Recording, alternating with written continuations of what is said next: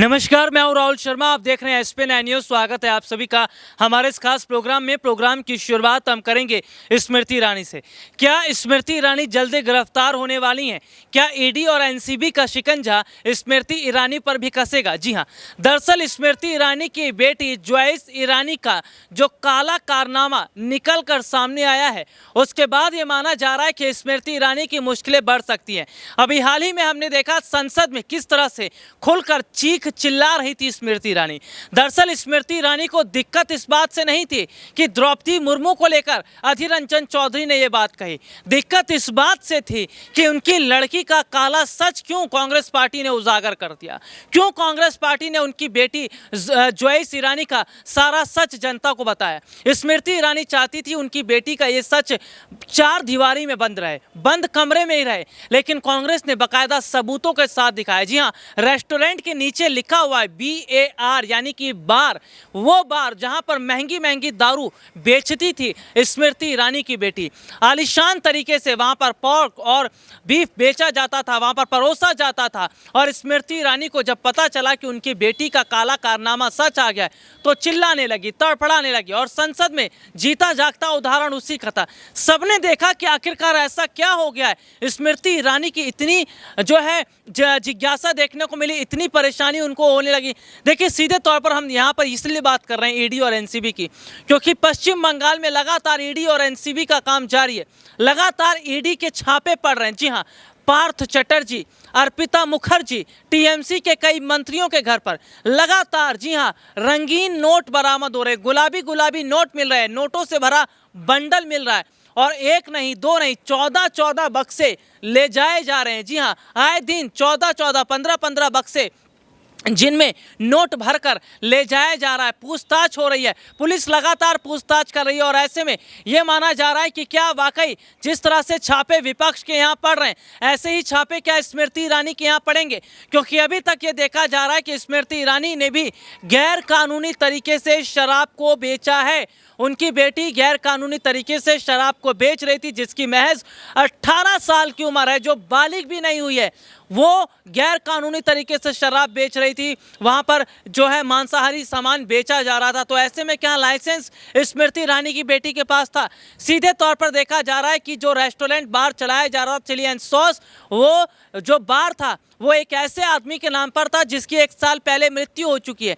तो यहाँ पर यह देखा जा रहा है कि स्मृति ईरानी आज बुरी तरह फंस चुकी है। स्मृति ईरानी आज मंत्री पद में रहकर जिस तरह से भ्रष्टाचार कर रही हैं, जिस तरह से उन्होंने कालाबाजारी की है, जिस तरह से पैसों का हेर फेर किया है, मोदी सरकार में रहते हुए उन्होंने अपनी पावर का गलत इस्तेमाल किया है, ऐसे में सवाल तो स्मृति ईरानी पर भी खड़े होने चाहिए। जो स्मृति ईरानी संसद में चीख रही थी, चिल्ला रही थी, जिस तरह से अधीर रंजन चौधरी पर बात कर रही थी, सोनिया गांधी के लिए कितने अपशब्दों का इस्तेमाल किया। मैडम स्मृति, अगर आपने इसी तरह से चीखा चिल्लाया होता महंगाई के लिए, बेरोजगारी के लिए, शिक्षा, स्वास्थ्य जैसे मुद्दों के लिए, अग्निपथ स्कीम सरकार जो लेकर आई उसके खिलाफ, तो जनता को अच्छा लगता। 2014 से पहले स्मृति ईरानी खूब चीखा चिल्लाया करती थी। हाई महंगाई बढ़ रही है, हाई पेट्रोल डीजल, हाई बेरोजगारी, तमाम मुद्दों को लेकर बात करती थी 2014 से पहले।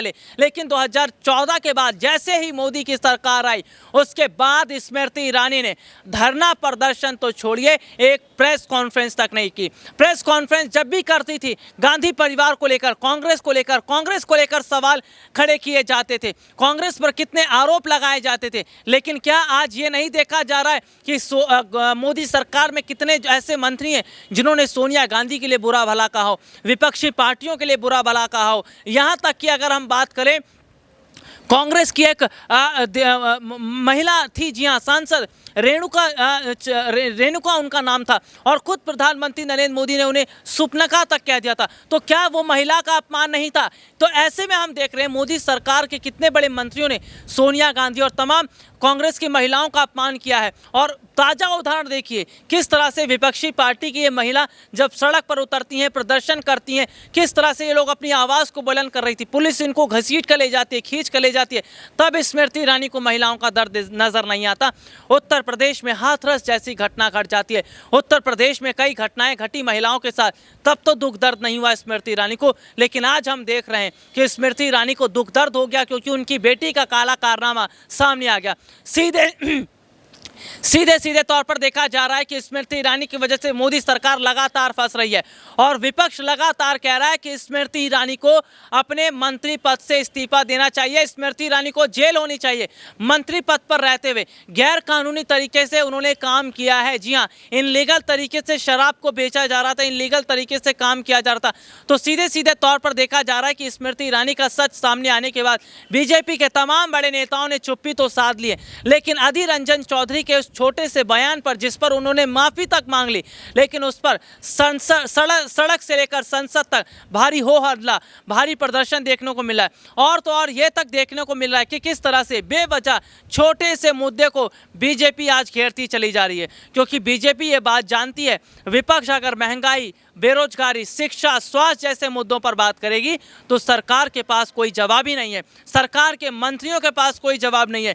जो निर्मला सीतारमण, जिनका हवाला दिया गया, निर्मला सीतारमण बीमार हैं, जब वो आएंगी संसद में तब उनसे महंगाई पर बात कीजिएगा, लेकिन जब वो संसद में आई तो महंगाई पर बात नहीं की उन्होंने सीधे सीधे तौर पर बात की। जी हाँ, किस पर? इस अधीर रंजन चौधरी पर, कांग्रेस पार्टी पर। तो सीधे सीधे तौर पर आज देखा जा रहा है कि सत्ता पक्ष कहीं ना कहीं एक ऐसा झूठ का पुलिंदा बनाने की कोशिश कर रहा है, जनता को वो दिखाने की कोशिश कर रहा है जो कि सच है ही नहीं। सीधे तौर पर हम देख रहे हैं कि अभी हाल ही में राज्यसभा से 19 सांसदों को निलंबित कर दिया गया। जी हाँ, ये सांसद सीधे तौर पर सवाल पूछ रहे थे सरकार से, महंगाई क्यों बढ़ाई जा रही है, क्यों डॉलर के मुकाबले रुपया लगातार कमजोर हो रहा है, क्यों भारत की अर्थव्यवस्था लगातार कमजोर हो रही है, क्यों भारत की जीडीपी लगातार माइनस में जा रही है। इन सवालों का जवाब सरकार के पास है ही नहीं, लेकिन सरकार सीधे सीधे तौर पर एक ऐसी छोटी छोटी चीज़ों को लेकर उस संसद तक पहुंच जाती है जिसका कोई अर्थ ही नहीं है। सीधे तौर पर देखा जा रहा है कि आज मौजूदा समय के अंदर जिस तरह के हालात सत्ता पक्ष ने बनाए हैं, ये सीधे तौर पर बताता है कि सरकार चाहती है कि असली सच किसी के सामने ना आए, जनता इन बात पर ध्यान दे ही ना कि महंगाई क्यों बढ़ रही है, कितना % जीएसटी सरकार ने कई सामान पर बढ़ा दिया है। दरअसल यही बात विपक्ष लगातार कह रहा है। विपक्ष अभी हाल ही में सड़कों पर उतरा था, सड़कों पर उतरने के बाद सरकार से सवाल जवाब किया गया, देखने को मिला कि विपक्ष को यहाँ तक कि बोलने का अधिकार भी नहीं दिया गया है। भारत लोकतांत्रिक देश है, भारत को हमेशा लोकतांत्रिक देश कहा जाता रहा है, लेकिन 2014 के बाद से अगर देखा जाए तो शायद लोकतंत्र खतरे में है। जी हाँ, क्योंकि सरकार अब लोगों को बोलने की आज़ादी नहीं दे रही है, विपक्ष को बोलने की आज़ादी नहीं दी जा रही है, और तो और जनता से यह भी कहा जा रहा है कि अब वो सवाल पूछना भी बंद कर दे। तो क्या आने वाले समय में राजतंत्र की व्यवस्था पूरे देश में हो जाएगी, और क्या एक ही सरकार का दबदबा आने वाले कई वर्षों तक भारत के अंदर रहेगा? आज के लिए इतना ही, आपसे फिर दोबारा मुलाकात होगी, तब तक के लिए इजाज़त दीजिए, नमस्कार।